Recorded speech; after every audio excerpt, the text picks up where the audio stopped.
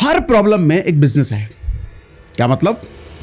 देखो, सबसे पहली और सबसे फंडामेंटल बात यह है कि दुनिया में कहीं भी प्रॉब्लम, कहीं भी कैसी भी प्रॉब्लम, हर उस जगह जहां प्रॉब्लम है वहां बिजनेस है।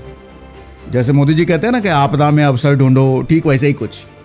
सुनने में बहुत सिंपल सा लगता है कि अरे भैया कहने के लिए ठीक है, लेकिन होता कैसे है ये बताओ जरा। तो समझाता हूं। आप सोच के देखो, जब हम कोई प्रॉब्लम देखते हैं तो हमारा उसको लेकर के रिस्पॉन्स क्या रहता है? हम में से ज्यादातर लोग कंप्लेन करते हैं कि यार ये सिस्टम बेकार है, कि ठीक क्यों नहीं होता, कुछ नहीं करता, सरकार कुछ नहीं कर रही है, हमारा देश ऐसा ही है। 50 तरह के कंप्लेन हम करने लग जाते हैं। जरा सी भी समस्या देखी और हम शुरू। लेकिन एक स्मार्ट इंसान क्या करेगा उस वक्त जानते हैं? उसी प्रॉब्लम को देखेगा जो आप देख रहे हो, लेकिन उसका तरीका अलग होगा। वो अपने आप से एक अलग सवाल पूछेगा, क्या इस प्रॉब्लम का सॉल्यूशन मैं दे सकता हूं? तो क्या उसके लिए मुझे कोई पे भी करेगा क्या अगर मैं सॉल्यूशन दे दूं? तो इसको एग्जांपल से समझाता हूं और अच्छे से समझ में आएगा आपको। आज आपके आसपास में हर घर में बुजुर्ग रहते हैं ना, और बुजुर्गों को स्मार्टफोन यूज करने में दिक्कत आती है ना। लेकिन एक चीज और समझिए, जो बुजुर्ग घर में हैं उनके बच्चे बाहर रहते हैं, दिल्ली में, मुंबई में या विदेश में कहीं रहते हैं। वो अपने माँ बाप से वीडियो कॉल पे बात करना चाहते हैं, अपने माँ बाप को यूपीआई से पैसे भेजना चाहते हैं, लेकिन ये हो नहीं पाता क्योंकि दादा दादी की जो जनरेशन है वो स्मार्टफोन से दूर ही रही है, और ऐसे में उनका स्मार्टफोन इस्तेमाल करना बड़ा मुश्किल सा हो जाता है, और ये एक रियल प्रॉब्लम है।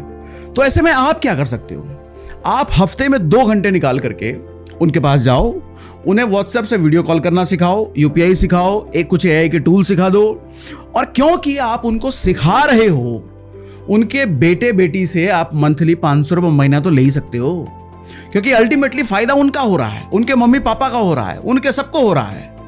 अब सोचिए, आपने अपने आस पड़ोस में ऐसे ही 10 घर ढूंढ लिए, आपने महीने के 5,000 रुपये बनाने शुरू कर दोगे भैया इससे, और बिना किसी इन्वेस्टमेंट के। कोई पैसा नहीं लग रहा इसमें, कोई भारी भरकम कोई कोर्स करने की जरूरत नहीं है इसमें। और पता है, इस टेक्निक से लोगों ने बड़े बड़े बिजनेस बना दिए हैं। 2005 में दिवाली की छुट्टियों में फनींद्र समा नाम के एक आदमी अपने घर जाना चाहते थे। रियल स्टोरी है, ध्यान से सुनिएगा। लेकिन क्योंकि फेस्टिव सीजन था, उनको बस की टिकट नहीं मिल रही थी। तो पहले तो वो ट्रैवल एजेंट के पास गए, फिर दूसरे एजेंट के पास गए, और घंटों एजेंट के चक्कर लगाने के बाद भी उनको टिकट नहीं मिला।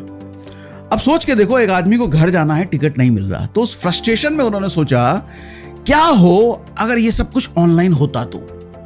2006 में उन्होंने सिर्फ 5 लाख रुपए से रेड बस नाम का ऐप शुरू किया। रेड बस सुना है ना आपने?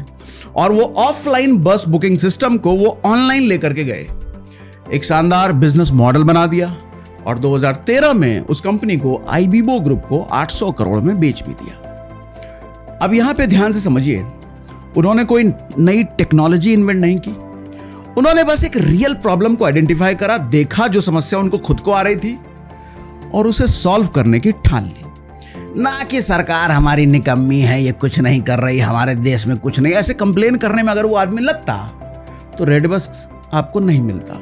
मतलब वो प्रॉब्लम वहीं की वहीं धरी रह जाती, सॉल्यूशन मिलता नहीं। मिनाकर, जो कि इस बुक के राइटर हैं, वो कहते हैं आपको कोई नई चीज इन्वेंट नहीं करनी, बस ये देखो कि लोगों को क्या चाहिए, और कोई दे रहा है कि नहीं दे रहा है, और अगर आप दे दो तो आपको क्या मिलेगा, बस इतना देखने का नजर होना चाहिए। प्रॉब्लम सॉल्व, फिर पैसा ही पैसा होगा भैया बाबू भैया।